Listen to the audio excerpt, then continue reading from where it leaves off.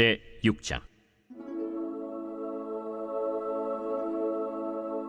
이스라엘 자손이 애굽 땅에서 나온 지 480년이요 솔로몬이 이스라엘 왕이 된 지 4년 12월 곧 둘째 달에 솔로몬이 여호와를 위하여 성전 건축하기를 시작하였더라.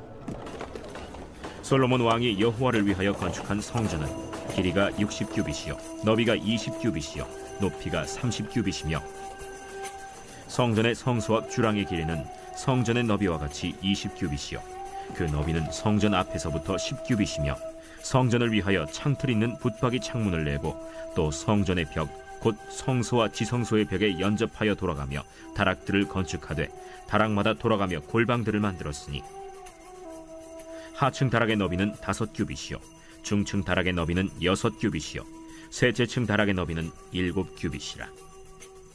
성전의 벽 바깥으로 돌아가며 턱을 내어 골방 들보들로 성전의 벽에 박히지 아니하게 하였으며 이 성전은 건축할 때에 돌을 그 뜨는 곳에서 다듬고 가져다가 건축하였으므로 건축하는 동안에 성전 속에서는 방망이나 도끼나 모든 철 현장 소리가 들리지 아니하였으며 중층 골방의 문은 성전 오른쪽에 있는데 나사 모양 층계로 말미암아 하층에서 중층에 오르고 중층에서 셋째 층에 오르게 하였더라.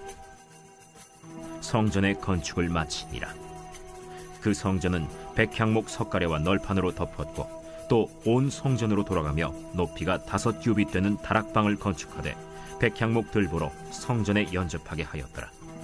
여호와의 말씀이 솔로몬에게 임하여 이르시되 내가 지금 이 성전을 건축하니 네가 만일 내 법도를 따르며 내 율례를 행하며 내 모든 계명을 지켜 그대로 행하면 내가 네 아버지 다윗에게 한 말을 네게 확실히 이룰 것이요 내가 또한 이스라엘 자손 가운데에 거하며 내 백성 이스라엘을 버리지 아니하리라. 오늘 본문도 솔로몬의 성전 건축에 대해서 말씀하고 있습니다.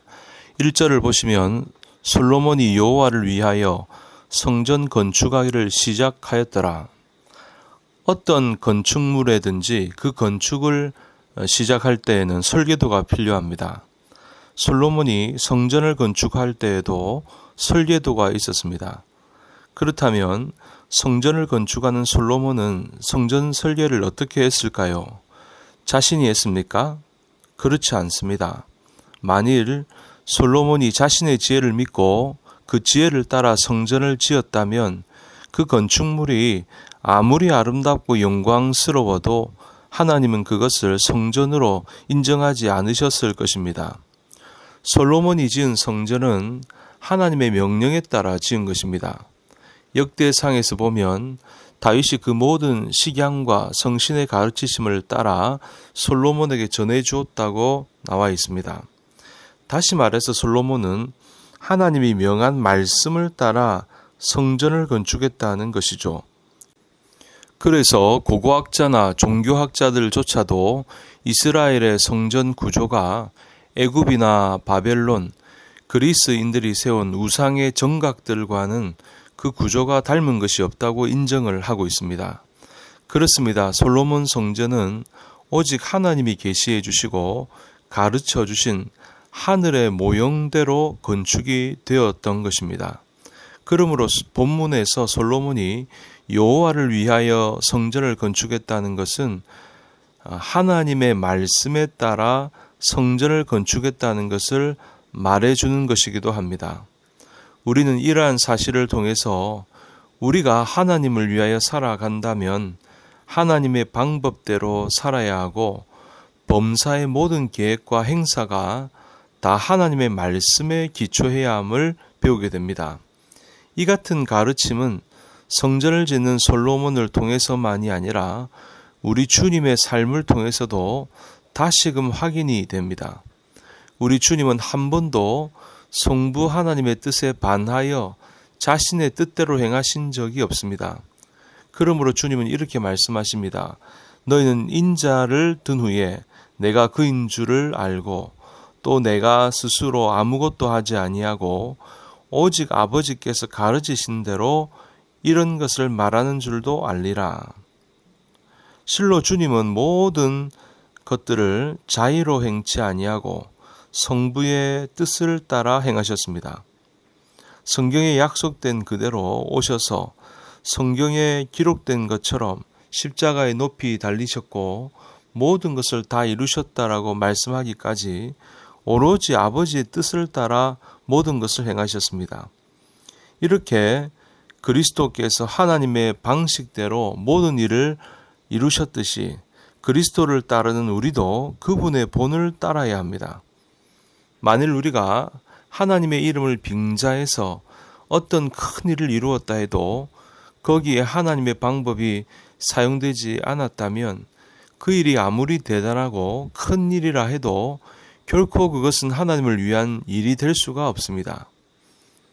여러분, 가인의 제사가 왜 연락되지 않았습니까? 가인은 자기가 기른 농작물로 하나님께 제사를 드렸습니다. 그러나 하나님이 명하신 방식은 달랐죠. 피에 의한 제사를 드리기를 원했던 것입니다.